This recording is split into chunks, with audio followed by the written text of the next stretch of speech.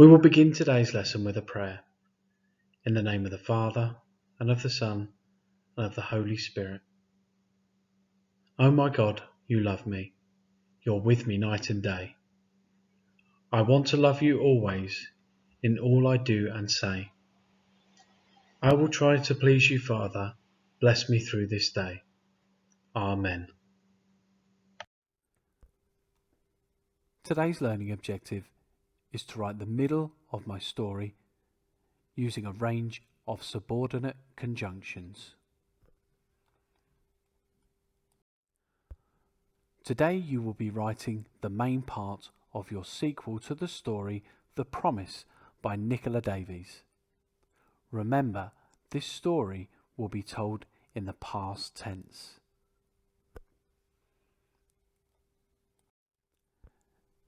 Before we start writing, can you tell me what's wrong with these sentences? I stole the old lady's bag. I planted the acorns. The acorns started to grow. Think about these sentences. Were they used in the story? And if they weren't, why not? So these sentences are too simple for Year 6 writing. How can we improve them? Pause the video and think about the different ways you could improve these sentences. Maybe try improving them in your home learning book.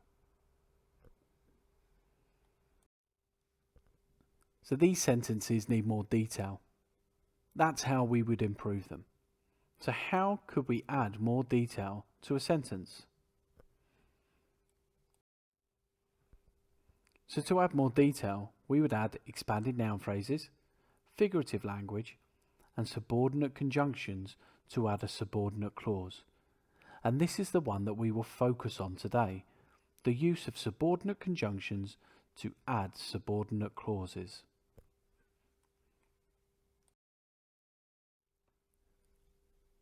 First, let's look at what a clause is.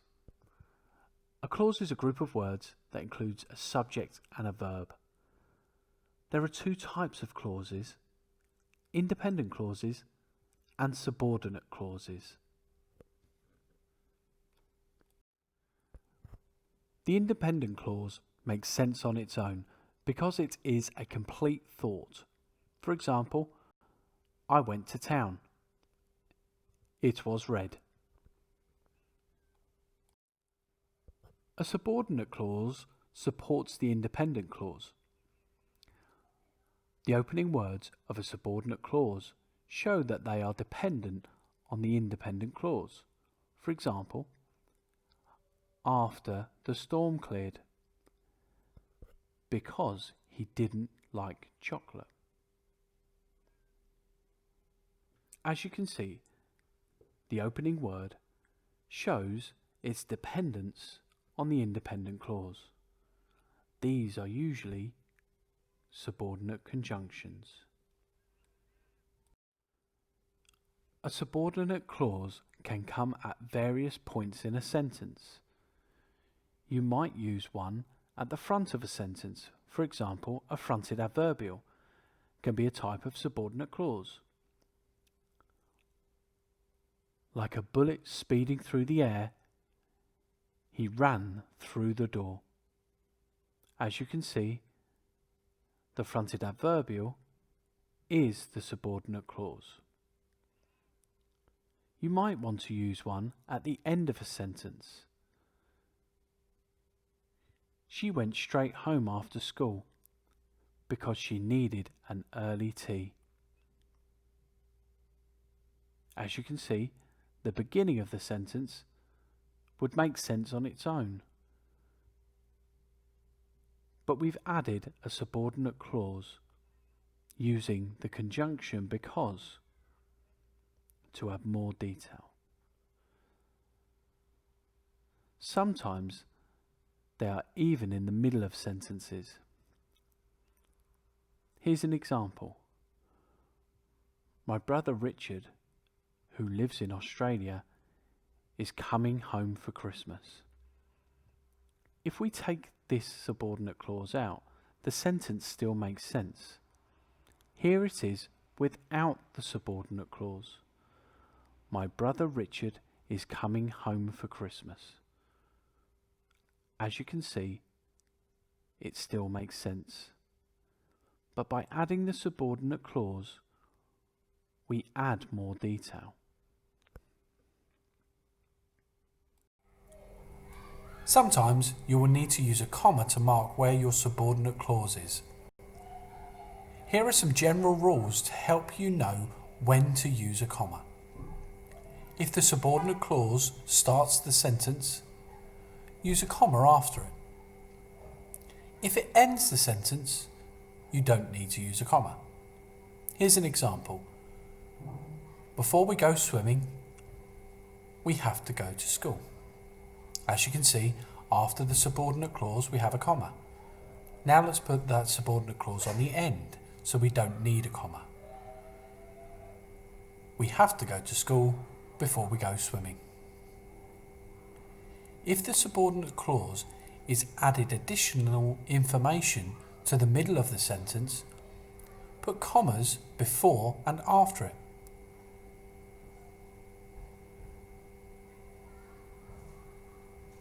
If you could put parentheses, brackets, around your clause, it needs commas.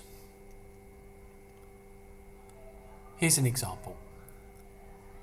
Tomorrow morning, when the clocks strike 9, school will begin. Let's take that out. Tomorrow morning, school will begin. As you can see, the additional information has been taken out.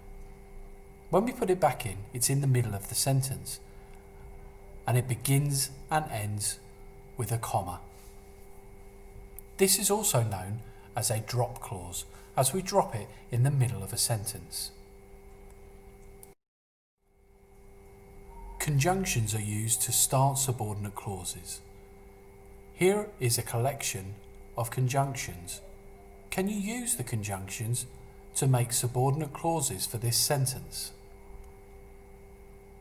She walked for an hour.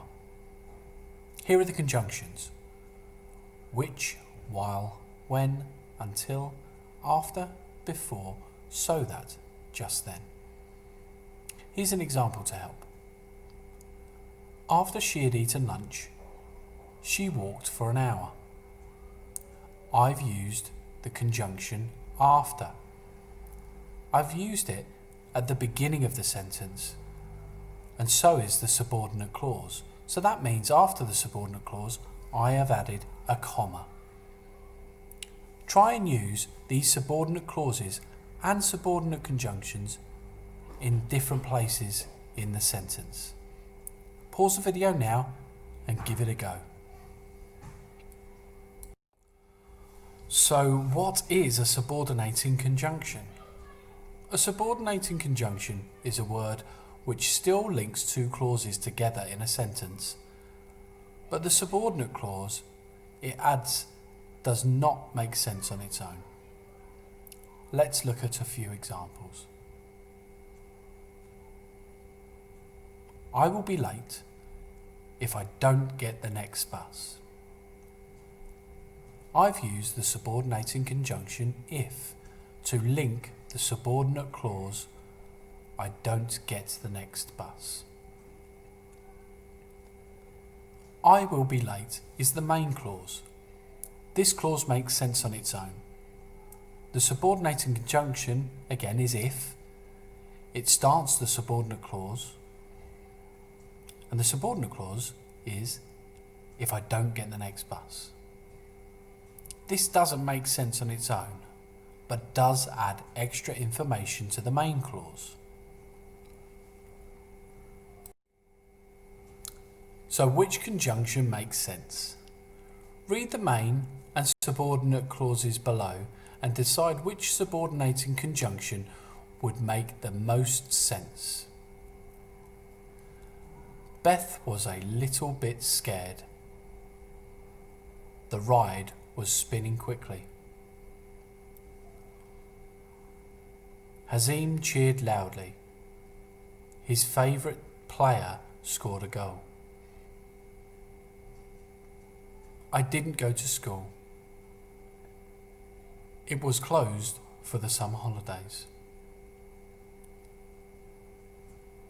You could use the subordinating conjunctions if, since, as, when, although, while, after, before, until, and because to fill in these gaps. Pause the video now and write these in your home learning book.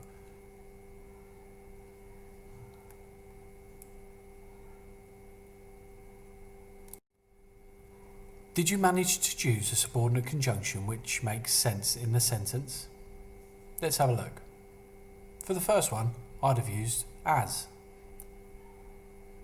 Beth was a little bit scared as the ride was spinning quickly. In this sentence, the conjunction because, when, and while also makes sense. You could have used when for the next one. Hazim cheered loudly when his favourite player scored a goal. In this sentence, the conjunctions because, as, while, and after would also make sense. And finally, I've chosen while for the next one. I didn't go to school while it was closed for the summer holidays. But in this sentence, you could have also used the conjunctions because, since, as, and when, as these would also make sense.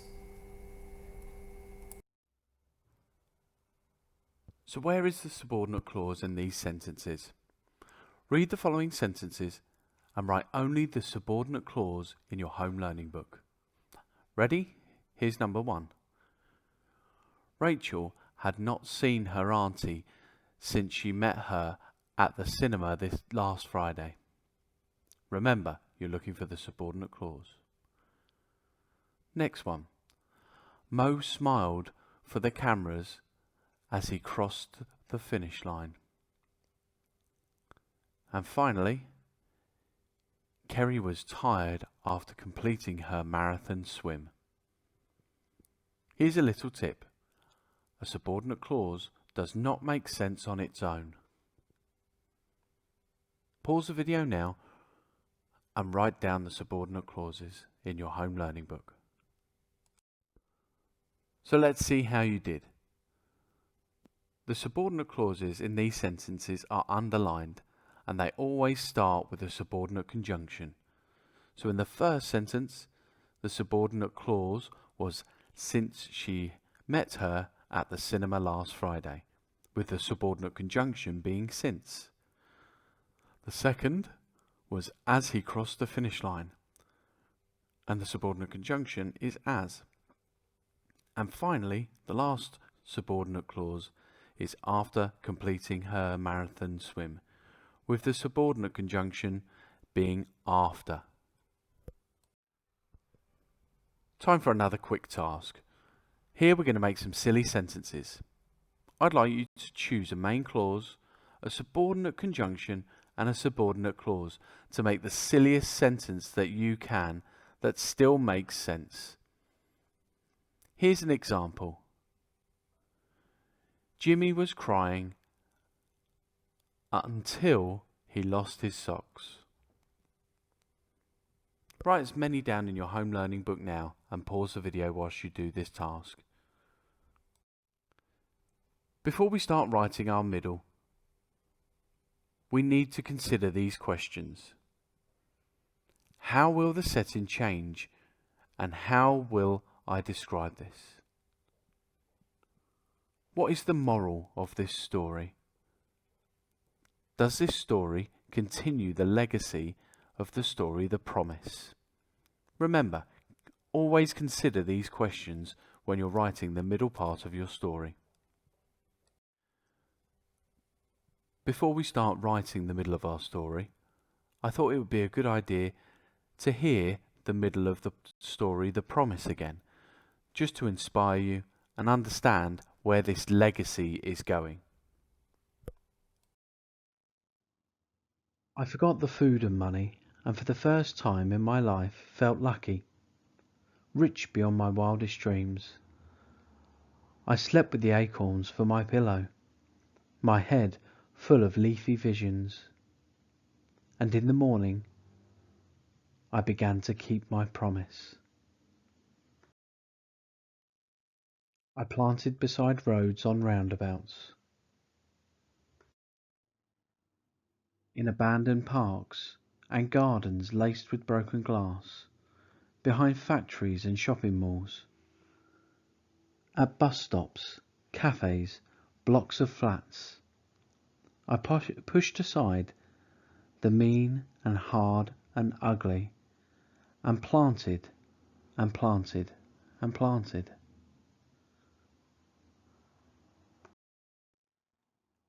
Nothing changed at first. The gritty wind still scratched the parched, cracked streets. The people scowled and scuttled to their homes like cockroaches. But slowly, slowly, slowly, shoots of green began to show. Trees, first here and there, then everywhere. People came onto the streets to see. They touched the leaves in wonder, and they smiled. They took tea together by the tiny trees, and talked and laughed. And pretty soon they were planting too, trees and flowers, fruit and vegetables, in the parks and gardens, and balconies and rooftops. Green spread through the city like a song, breathing to the sky, drawing down the rain like a blessing. Time for another quick task. Using the text and the images from the middle of the story to inspire you, create as many expanded noun phrases as you can that describe the setting. These will be different from yesterday's because of the change of setting. Pause the video now and give yourself plenty of time to write these. Again, we'll just quickly recap what an expanded noun phrase is. An expanded noun phrase is a phrase that is made up of a noun and at least one adjective.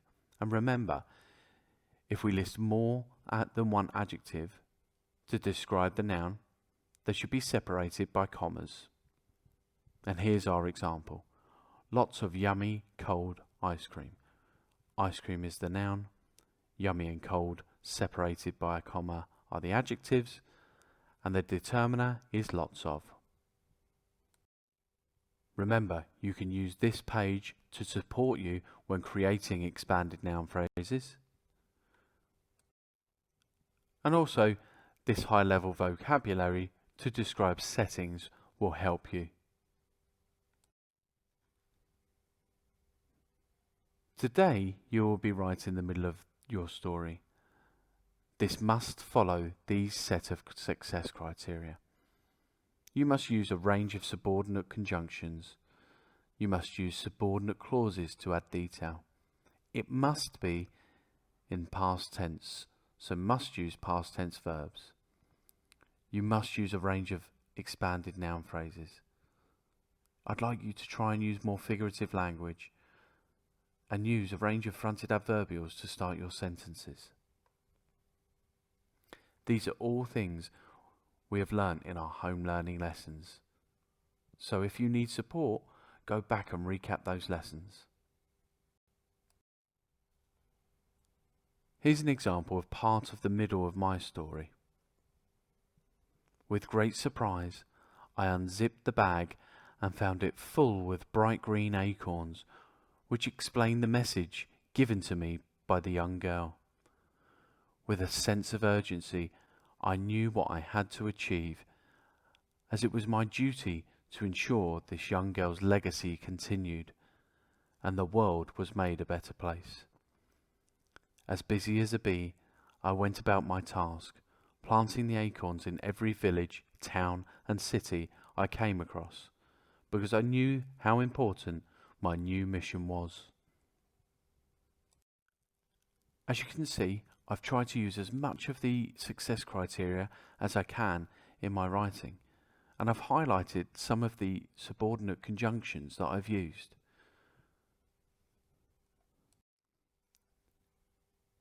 Here are 10 of the most common subordinate conjunctions.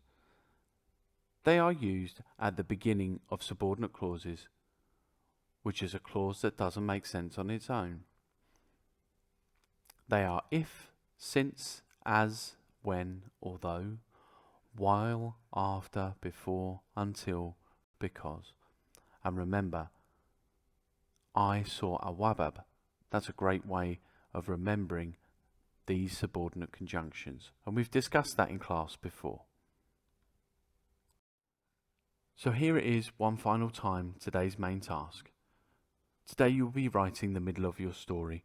This must follow this set of success criteria. Use a range of subordinate conjunctions, have subordinate clauses to add detail, use past tense verbs, expanded noun phrases, figurative language, and fronted adverbials. Make sure you take plenty of time with this, as this is the main part of your story and must follow all of this success criteria to show that you have learnt during these home learning lessons. Once you've finished the middle of your story, please take a photo of it and send it in to school on the email address, the admin email address, and I look forward to reading them. Well done, Year 6. That's the end of another week of home learning lessons. I hope you've enjoyed them, and I look forward to seeing your work when you send them in to me.